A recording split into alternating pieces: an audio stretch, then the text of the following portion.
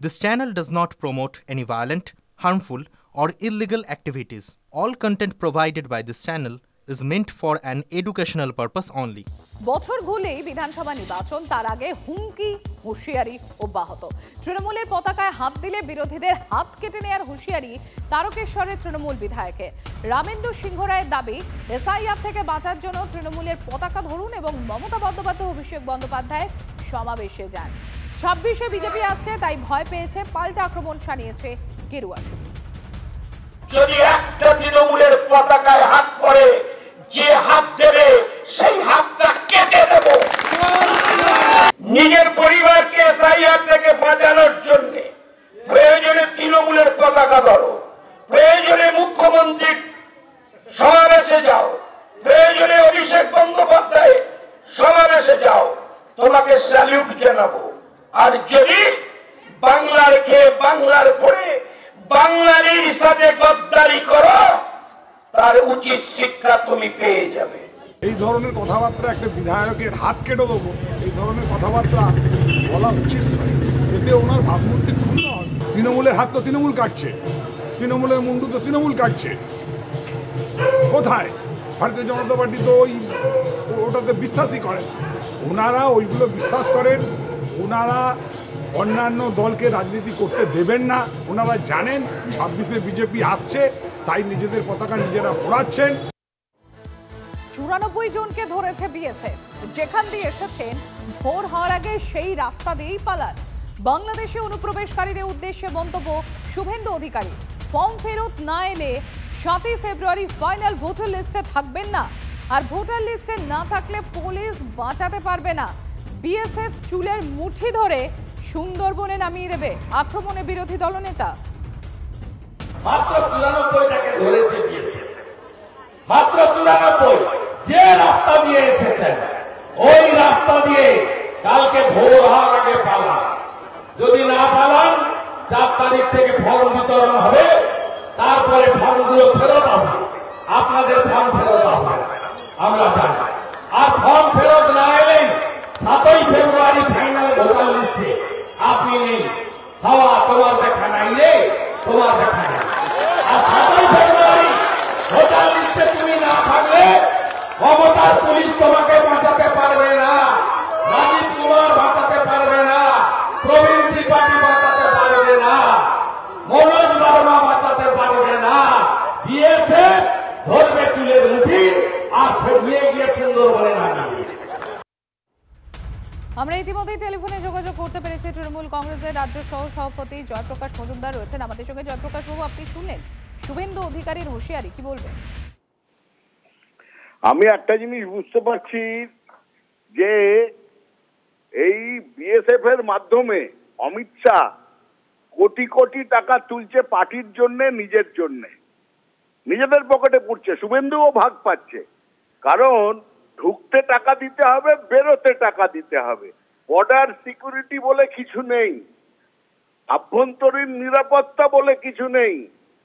যখন বলেছে লক্ষ লক্ষ লোক নাকি অনুপ্রবেশ করেছিল, এসেছিল, 25% নাকি বর্ডার ডিস্ট্রিক্ট খালি হয়ে গেছে, তারপরে হুমকি দিচ্ছেন এবার পালিয়ে যান।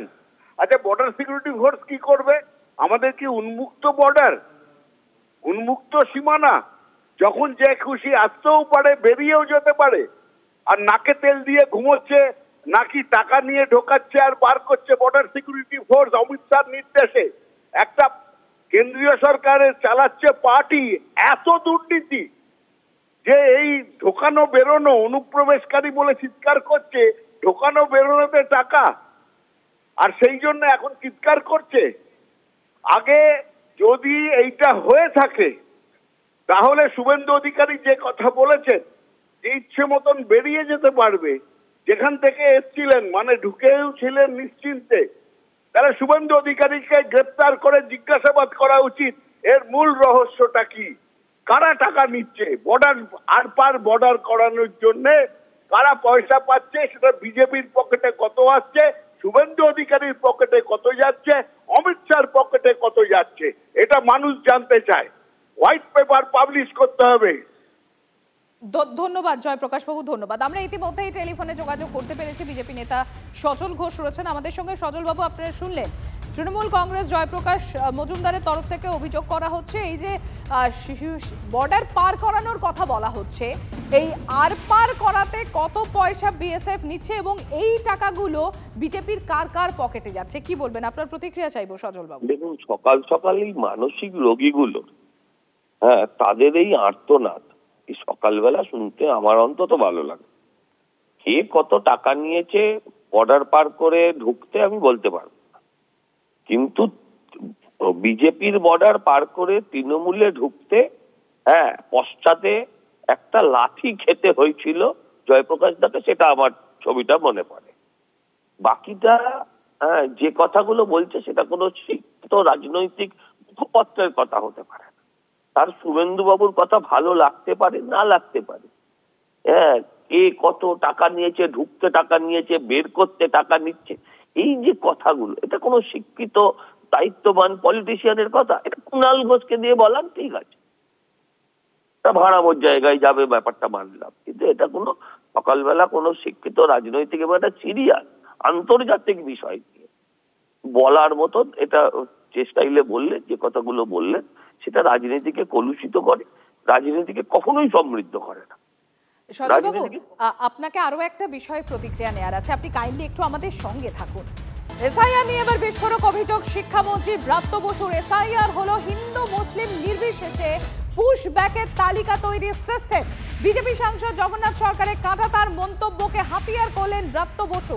সজল ঘোষ বিজেপি নেতা রয়েছেন আমাদের সঙ্গে, আমি একবার ব্রাত্য বসুর কি ঠিক বলেছে, কি হাতিয়ার করেছেন একবার আপনাদের শোনাই সেটা।